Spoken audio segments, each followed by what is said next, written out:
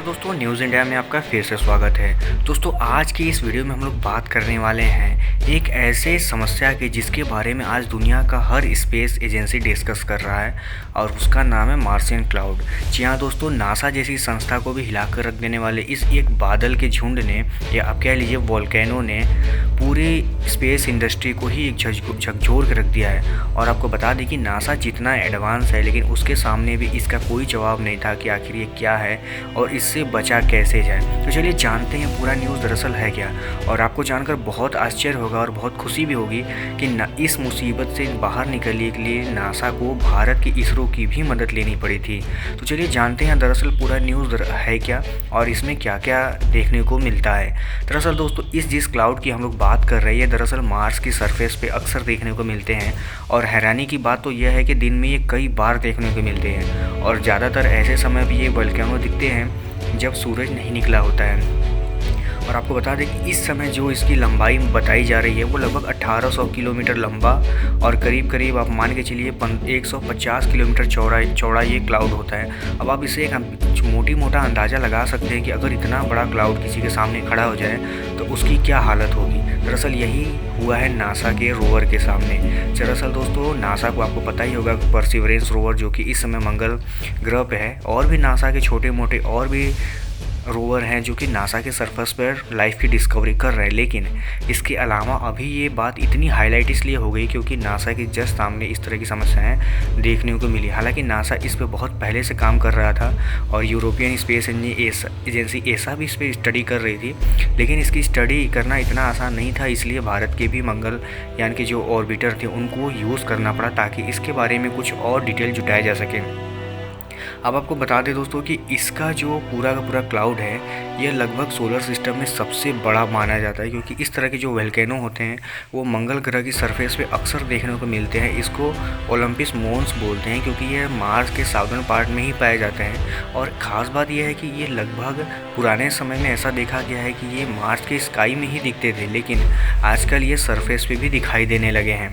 अब दोस्तों आपको बता दें कि ये बहुत ही लंबा चौड़ा एक वोल्केनो होता है जो कि इसमें कई सारे माउंटेन्स पाए जाते हैं। इसकी जो मिस्ट्री है कि इसकी बड़ी से बड़ी साइज ही है। दरअसल दोस्तों आपको बता दें कि मार्स पर ही इस तरह के सबसे बड़े वोल्केनो पाए जाते हैं और ये साउदर्न पार्ट में ही पाए जाते हैं। लेकिन और उसके अलावा आप पूरे सोलर सिस्टम में देखेंगे तो इतने बड़े बड़े वोल्केनो शायद ही कहीं पाए जाते हो किसी प्लानेट पे जितना कि मार्स पर पाए जाते हैं। और आपको उससे भी ज़्यादा आश्चर्य इस बात को सुनकर होगा कि लगभग एक दिन में 80 बार निकल जाते हैं। और जैसा मैंने आपको बताया कि इनकी लंबाई लगभग 1800 किलोमीटर और चौड़ाई 150 किलोमीटर होता है, इसलिए इसको देखना और समझना बहुत डरावना सा अनुभव होता है, क्योंकि किसी भी स्पेस एजेंसी या इंसान के लिए ये समझना बहुत मुश्किल हो जाएगा कि आखिर ये ओरिजिनेट कहाँ से हो रहे हैं और ये कहाँ जा रहे हैं। और इनका जो फिनोमेना होता है काम करने का तरीका वो बहुत ही कॉम्प्लिकेटेड होता है। अब आपको बता दें कि इसको जो नाम दिया जाता है वो आर्सिया मोन्स इलोंगेटेड क्लाउड दिया जाता है। इसकी जो सबसे पहले या कह लीजिए इससे पहले भी जब कोई स्पेस एजेंसी काम कर रही थी तो यूरोपियन स्पेस एजेंसी थी, यानी कि एसा ने ही इसके बारे में काफ़ी कुछ डिटेल दिया था, क्योंकि एसा के पास इसके काफ़ी फ़ोटोग्राफ्स वगैरह भी थे। हालांकि नासा का जो स्टडी था वो बहुत लंबे समय से चल रहा था।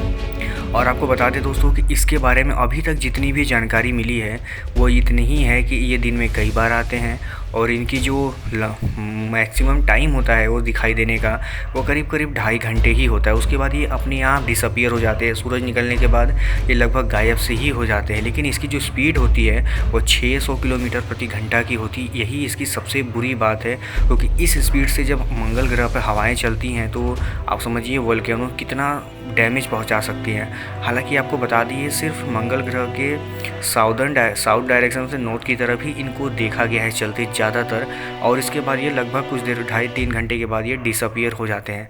हालांकि दोस्तों आपको बता दें कि पृथ्वी पर भी इस तरह के वोल्केनो आते हैं, लेकिन न ही वो मार्स की तरह इतना मतलब भयंकर होते हैं और न ही उनकी जो डैमेज करने की कैपेसिटी होती है वो इतनी ज़्यादा होती है। वो बिल्कुल छोटे मोटे होते हैं और बिल्कुल डायनामिक होते हैं, कुछ देर दिखाई देते हैं और उसके बाद फिर नहीं दिखाई देते। अब इस समस्या से निकलने के लिए नासा को जितने भी पापड़ बेलने पड़े थे उनमें भारत का मंगलयान का ऑर्बिटर भी था।